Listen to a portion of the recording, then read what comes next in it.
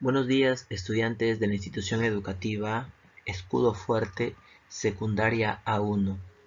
El día de hoy vamos a trabajar la sesión número 7 que nos concierne al área de razonamiento lógico. Profesor, tengo muchas dudas y también quería consultarle acerca del examen, cómo va a ser la modalidad. Esta semana vamos a desarrollar 8 ejercicios desde el primer tema hasta el último que hemos trabajado. Quiere decir desde proposiciones, desde su clasificación, formalización 1, formalización 2 y tablas de verdad. Voy a desarrollar, como les decía, 8 ejercicios.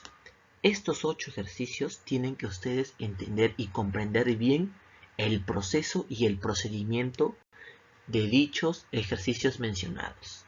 ¿Por qué? La próxima semana que va a hacer su examen, ustedes me van a explicar 3 o 4 ejercicios que yo determine de los que estoy explicando el día de hoy. Por eso es necesario entender y comprender bien la información con su procedimiento, ¿sí? Entonces, eso es lo que vamos a trabajar esta semana, 8 ejercicios. Por eso necesito que estén bien atentos, concentrados, para que puedan escuchar bien el proceso de desarrollo de estos ejercicios que voy a complementar. Comenzamos entonces, estudiantes. Desarrollo de 8 preguntas que van a venir en sus exámenes o en su examen de los temas trabajados. El primer tema que nosotros hemos trabajado han sido las proposiciones y las no proposiciones, ¿verdad?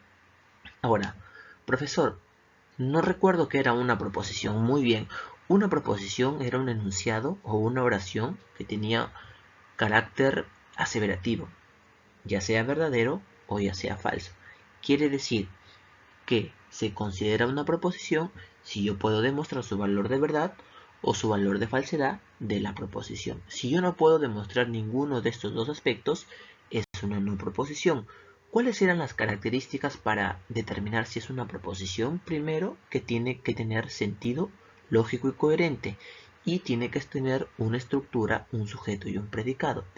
Profesor, ¿y cuáles eran las características para poder ubicar las no proposiciones? Muy bien. Primero, los enunciados abiertos, X mayor que Y, los enunciados sin sentido, los metalenguajes, los proverbios, los refranes, las órdenes, los mandatos, las oraciones desiderativas, exclamativas, interrogativas, dubitativas.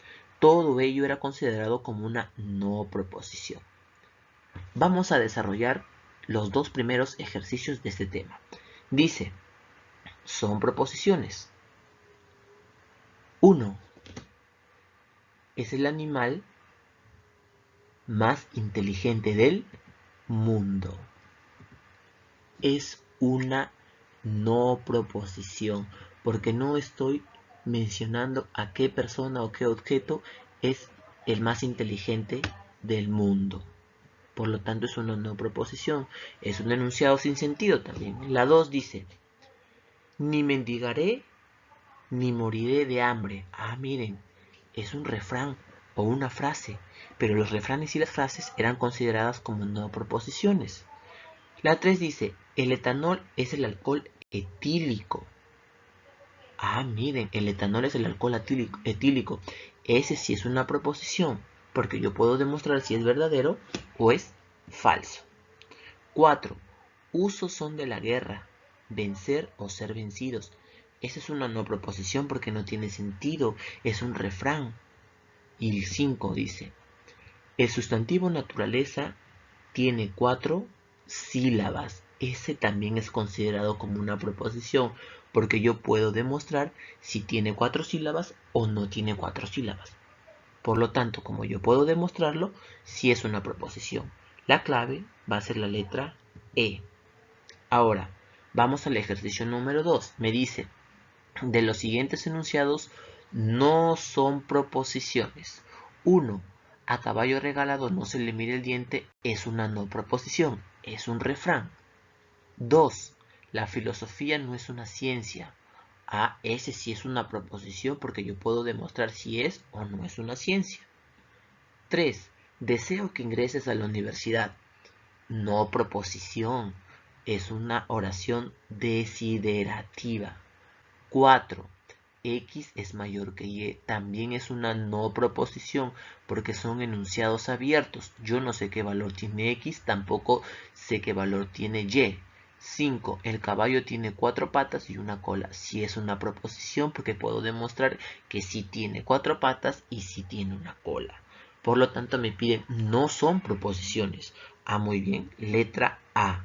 1, 3 y 4. Perfecto. Miren, tenemos ahí entonces el proceso de cómo ubicar las proposiciones y no proposiciones. Pase al tema número 2. Proposiciones simples y compuestas. ¿Cómo diferenciaba una de la otra? Ah, muy bien. Las proposiciones simples solamente es una oración. Y las proposiciones simples podían ser proposiciones simples relacionales, que es la comparación entre uno y otro objeto, y las proposiciones simples predicativas, que es una cualidad que le damos al sujeto.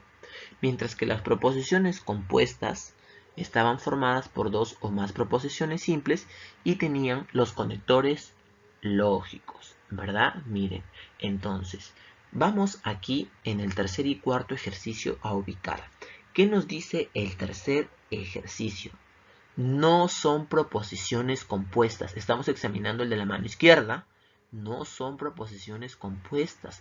Y abajo me pide son ciertas. Entonces, al decirme que no son proposiciones compuestas, me están pidiendo las simples, ¿verdad? 1. La Tierra es un planeta cuyo eje está inclinado. Es una proposición simple predicativa porque le estoy atribuyendo una cualidad al sujeto. En este caso la Tierra viene a ser el sujeto, si es una proposición simple. 2. Júpiter fue el rey de los dioses. También es una proposición simple.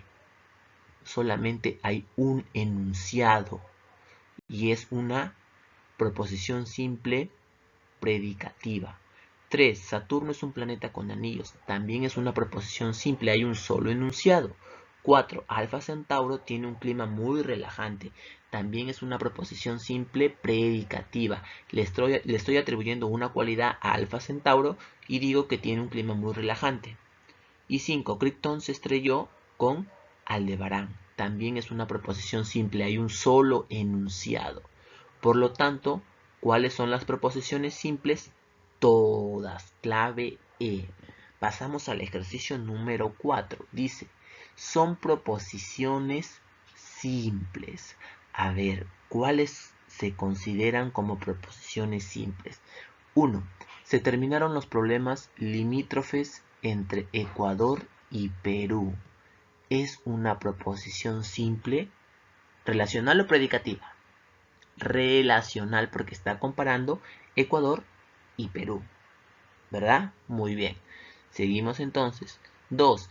X es menor que Y. Esa es una no proposición, por lo tanto, ¿ve? No se puede considerar ni simple ni compuesta porque es una no proposición. Vamos al ejercicio número 3. X es mayor que Y, donde X es 5. Esa coma y ese donde son conectores lógicos. Por lo tanto, esa es una proposición compuesta. A ver, vamos al ejercicio número 4. Dice, Y es igual a 8, donde Y es menor que 6. También ese donde y esa coma quiere decir que es una proposición compuesta. Y 5. Un metal y el oxígeno se mezclan para dar lugar a un óxido. Esa también es una proposición simple comparativa. Estoy comparando tanto el metal como el oxígeno. Por lo tanto, la clave vendría a ser A, 1 y 5. Ya, entonces, estábamos en el tema de la formalización número 3, ¿verdad? ¿Sí? Ahora, ¿recuerdan cuáles eran los 3 pasos para poder formalizar? ¿Sí lo recuerdan? El primero es ubicar cuántas proposiciones simples hay en la premisa general. El segundo paso es ubicar los conectores lógicos o negadores. Y el tercer paso, ¿cuál era? Formalizar. Recuerden que si hay una proposición es P. Si hay 2, PQ. Si hay 3, PQR. Si hay 4, PQRS. De acuerdo a la cantidad. A ver, vamos a leer el ejercicio número 5. el que está en la mano izquierda, nos dice: la proposición es inconcebible que, coma, el Perú tenga crecimiento económico, salvo que se termine con la recesión, punto, a menos que no haya inflación. Se formaliza como, muy bien, primera proposición, el Perú tenga crecimiento económico. Segunda proposición, que se termine la recesión. Y tercera proposición, a menos que no haya inflación. Tenemos entonces el P, tenemos el Q, y en la línea amarilla hay un no. Tenemos un menos R. Por lo tanto, si vamos viendo las claves, la A no va a ser, la D tampoco y la E tampoco. Nos quedaría la B y la C. Ahora vamos a ubicar los negadores. El primer negador externo dice: es inconcebible que, coma. Siempre que encuentren es falso que o es inconcebible que y un coma, es un negador externo. Quiere decir que va a tener que haber paréntesis, ¿verdad?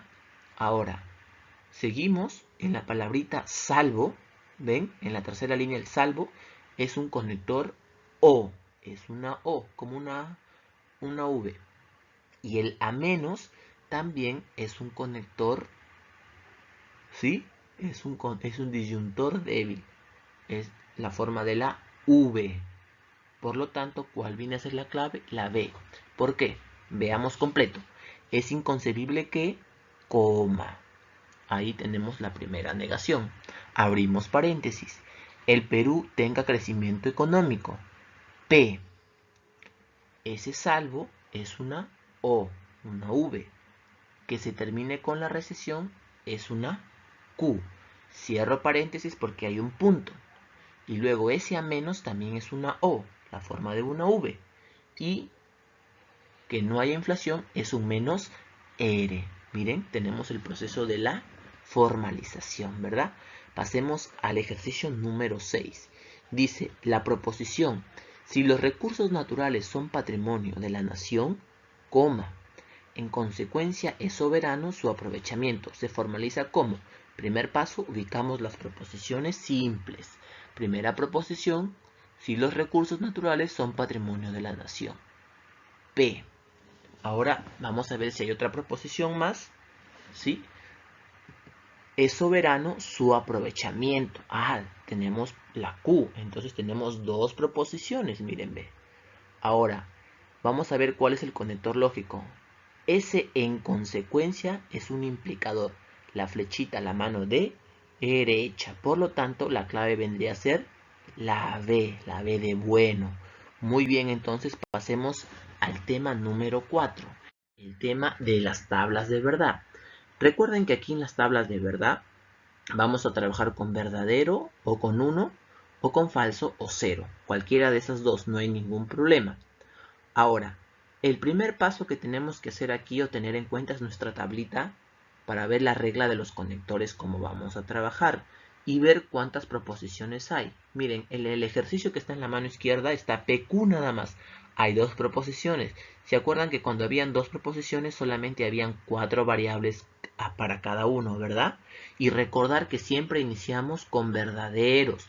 Pero si yo encuentro un menos P o encuentro un menos Q, voy a iniciar con falsos, ¿verdad? Muy bien, entonces iniciemos con el ejercicio de la mano izquierda.